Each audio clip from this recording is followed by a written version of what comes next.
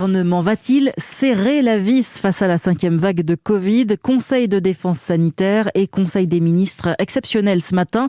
Emmanuel Macron les présidera en visioconférence depuis le fort de Brégançon. Le chef de l'État qui veut à la fois freiner l'épidémie et préserver l'économie, Alexandre Chauveau. Oui, et pour cela, le Conseil de défense sanitaire devrait revoir à la baisse la durée d'isolement des cas contacts, qui peut aller jusqu'à 17 jours aujourd'hui si l'on partage le domicile de la personne contaminée.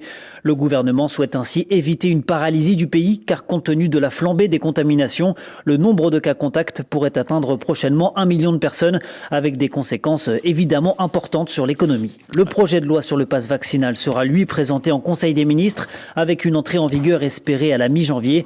Pass vaccinal qui pourrait être rendu valide pour les nouveaux vaccinés dès la première injection, mais qui pourrait en revanche devoir être complété par un test négatif pour accéder à certains lieux jugés à très haut risque, comme les discothèques. Enfin, la durée entre la dernière dose reçue et la dose de rappel pourrait à nouveau être réduite à 3 mois, contre 4 actuellement. Alors Alexandre, samedi, la France a battu un record absolu, 100 000 cas positifs en une journée. Dans ce contexte, l'exécutif va étudier la question de nouvelles restrictions pour la soirée du Nouvel An. Oui, va-t-il y avoir ou non un couvre-feu imposé le 31 au soir? Le conseil scientifique l'envisage et l'idée sera en tout cas débattue cet après-midi. En fait, Emmanuel Macron voulait surtout éviter les restrictions pour Noël, mais il aura moins de scrupules pour le Nouvel An s'il estime que la situation l'exige.